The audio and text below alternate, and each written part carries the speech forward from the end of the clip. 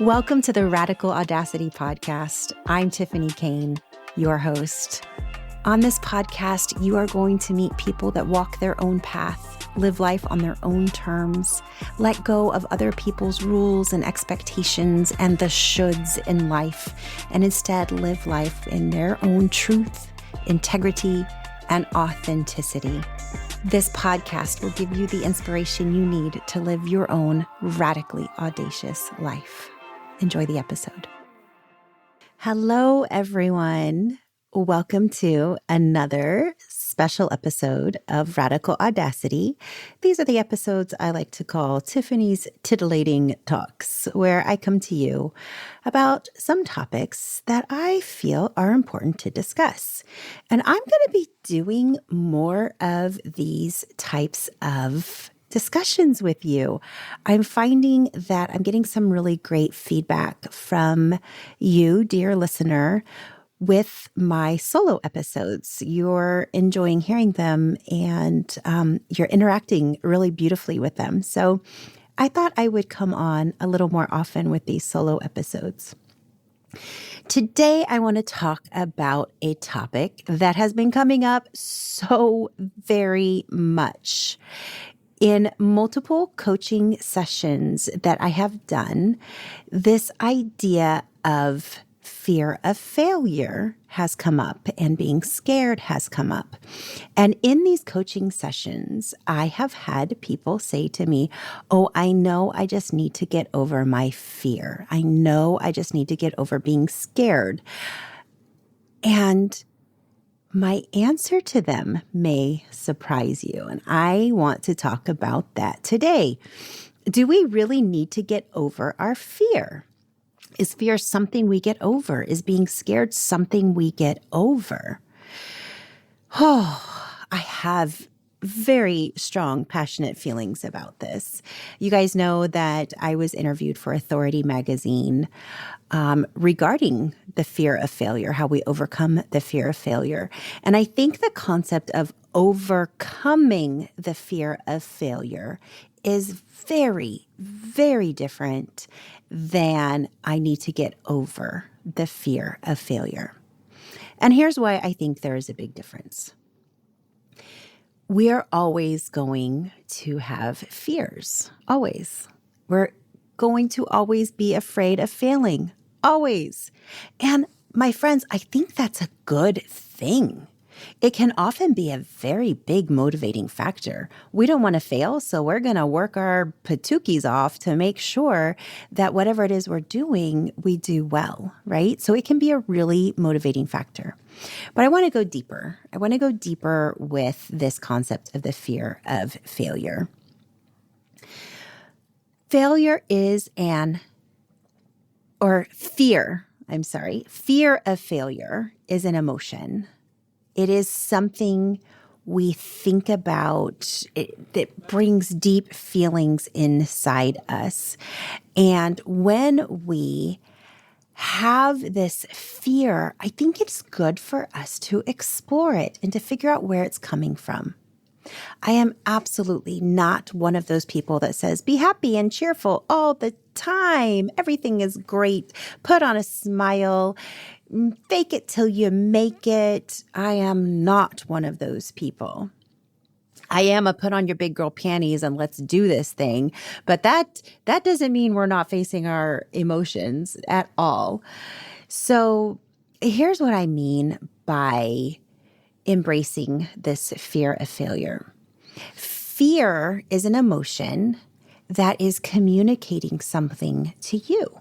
And if you listen to it and you are curious about it, and this is the key, my friends, to be curious.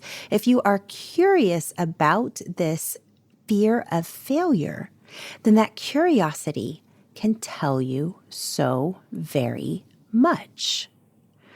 For example, as you dig into this fear of failure, it might be telling you one of maybe 3 or 4 things. So perhaps this fear of failure is saying, you know what? You're in a situation that actually is dangerous for you. You are putting your livelihood at risk. You're putting your life at risk. You are endangering yourself in some way. And then in that sense, fear of failure can be a lifesaver in a sense, right? Now, most of the times, these fears of failure that we have are not necessarily life-threatening type of situations. And so being curious about it might tell us, oh, you have a fear of failure because you actually need to learn more about this. You need to explore more about this situation. So, for example, I have wanted to be an entrepreneur for most of my life. And there's been a certain fear with it, with being an entrepreneur. I was in a career that, as you guys know, was something I call a bookend career. This teaching career had start times, stop times, paid benefits. I knew when my vacation would be. I knew what my retirement would be, right? Very bookend. And when you're an entrepreneur, you don't have those bookends. But I grew up with an entrepreneurial father, and I grew up with a really strong entrepreneurial spirit. And so being in a bookend job, while it was absolutely wonderful and served me for 20 years, did not feed my soul the way it needed to be fed. And so for the last few years, I have felt this strong, strong call to be an entrepreneur. But I definitely had a lot of fear around it. I wasn't sure how to make it work. I wasn't sure what to do. I wasn't sure the steps. And so that fear was really, really good for me because it told me I needed to learn more. And so I did. I worked with a coach who helped me to define what I was going to do as a business and helped me find my strength and my courage. And that was so important. So that fear told me something really valuable, that I needed to learn more. And so I did. So is your fear telling you that you need to learn more? Now, the trick here is to not allow that, I need to learn more, to turn into procrastination and perfectionism, because we will never know enough. At some point, you have to jump, right? And that is scary and brings up all kinds of fears. And we'll talk about that more in a minute. Okay, so number one, the fear could be telling you, ooh, this is a dangerous situation. Pay attention to it, and maybe you want to go on another path. Number two, this fear may be telling you, you may not have enough information. You may need to learn more. You may need to dig more. You may need to get a coach. You may need to take a class. You may need to explore this concept more because you're not quite ready.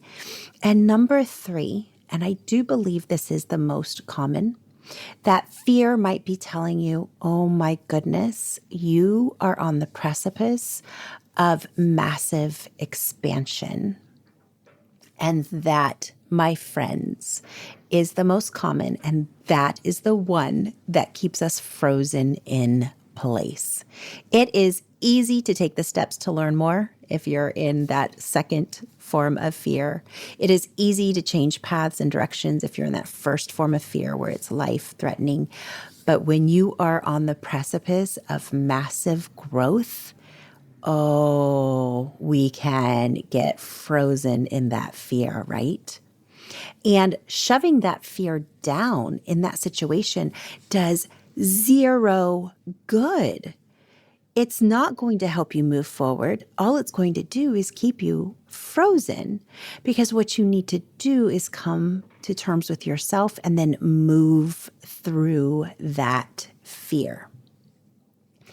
So one of my lovely coaching clients I was meeting with, I'll call her Ray, is on that precipice, right? She's about to launch her podcast. She's about to launch some coaching programs, and she's just feeling a ton of fear. And she was one of the people that said, oh, I know, I just need to move past this fear. I just need to push it away, shove it away, and just need to do this thing. And I said, well, hold up a minute here, Ray. Hold up just a second. What if we got curious about this fear? What if we looked at it deeper? What is this fear trying to tell you? And so we did. We dug deeper. And what she realized was her fear was telling her how very close she was to all of her dreams coming true. And she is someone that has battled cancer and has come out of it and has completely changed her life. And now here she is on this precipice of launching her podcast and her coaching programs and so many exciting things happening. And her health is good. She just got really great feedback from her doctor. And she feels so much fear. And that's actually a beautiful fear because she realizes she's almost there. She is almost there. Her dreams are about to come true. And it's like that good Willy Wonka saying of be careful what you wish for because all of your dreams just may come true. Or be careful what you dream about because all your dreams may come true. I think I just butchered that Willy Wonka saying, but I think you guys get me. The idea is that for most of us, we love dreaming, we love imagining, but when we're on the precipice of those dreams coming true, it's like, oh my goodness, this is everything I ever dreamed about. What if it does come true? And all those what ifs come creeping in. What if it's not everything I hoped it would be? What if I'm not successful at these dreams? What if I can't actually make this happen for me? What if this is my one chance? And that's where those fears come in. Those crazy what ifs take over our brain and our mind.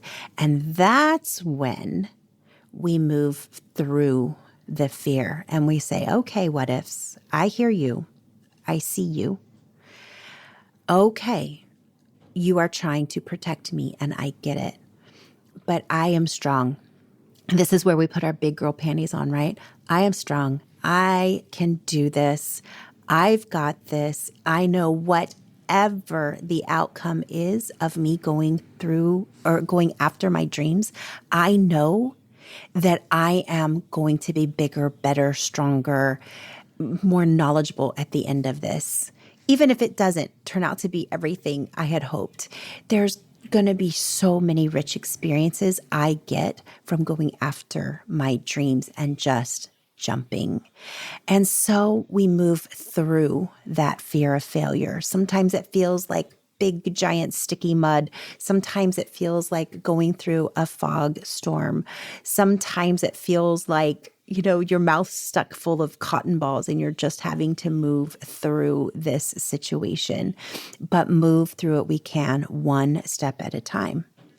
And this is where I feel a coach is super valuable. This is when I seek out coaches, and I'm always working with coaches. I think coaching is one of the most valuable things I've done in my life, and it's why I love coaching now myself, because you often need a guide as you're moving through this fear of failure, as you're on the precipice, as you're trying the next thing out. And a coach only holds the mirror up to what you have inside you. The coach cannot give you empowerment, cannot give you strength, cannot fix your wounds, cannot fix what, you're not broken and a coach doesn't need to fix you. I strongly believe in that. That is not the place of a coach. A coach is simply to be there by your side, helping you to have that strength inside yourself. It's much like when somebody is running a marathon or an ultra marathon, they will often have what's called pacers. And what these pacers do is help that runner have a good sense of where they are in the race, what pace they need to be running. And it's just somebody to keep an eye on them to say, you might need a break right now. Why don't you take a drink of water? This might be a good time to eat right now. That pacer is not giving the runner strength. That pacer did not do the training for the runner. Could the runner do the race without the pacer? Probably. It's just nice to have that person there beside you, letting you know you have the strength inside you, letting you know you can do this, letting you know it's time for a break or it's time to push or something along those lines. And so that's the job of a coach. So if you find yourself in that place where you are moving through that fear of failure, you're in that place number 3 where you're on the precipice, you're ready to jump, and you need a coach to help you, I would love to work with you. I would love to hold that mirror up and show you the magnificence inside you. I think I have a special gift. I'm able to see that inside people and help them to look in the mirror and see it inside themselves as well. Also, if you're in that second situation where you do have a fear of failure and you need to learn more, I am really great at helping you to discover those areas that you need to learn more and exploring those with you and helping you to find the resources. So I'm here. I would love to work with you. I am starting a coaching practice. Well, not starting. I've had a coaching practice going, but I'm solidifying it a little bit more. I'm offering limited one-on-one coaching sessions that we'll have our one-on-one coaching, and then we will also have a monthly mastermind where all my one-on-one coaching clients get to come together and meet each other. It's a really exciting experience where you'll get to meet other women that are on their precipice, and you get to inspire each other, which I think is fabulous. So if you're interested in something like that, there is an application in the show notes. It's a mastermind application. Fill that out. I would love to work with you. And then my one-on-one clients that are also going to be part of this mastermind, we're going to be doing a retreat. Yes, you heard the word retreat. You will get the opportunity to participate in a fantastic retreat. I just met with my friend and fellow coach, Katrina McGee. She was a guest on this podcast. I will link her in the show notes as well. Katrina is a sabbatical coach and she helps people figure out, how do you take a job break? How do you take a break from your job? How do you take a sabbatical and really live a rich life during that sabbatical and then go back to have a rich career? So she is amazing, and she and I are doing a retreat together. She's also a world traveler, and she inspires me so much. And it's going to be in January, and it will be in a warm, beautiful, lush, tropical location. Details are currently being ironed out, and I can't wait to tell you when we finally do iron out those details. So that is another exciting opportunity if you are a one-on-one coaching person with me, if you're getting one-on-one coaching with me and you're also in that mastermind, then you will have the opportunity to attend this retreat. So I can't wait to hear from you. I can't wait to hear what fears of failure you're currently working on moving through. And I am so looking forward to working with you. I hope you have an absolutely beautiful day.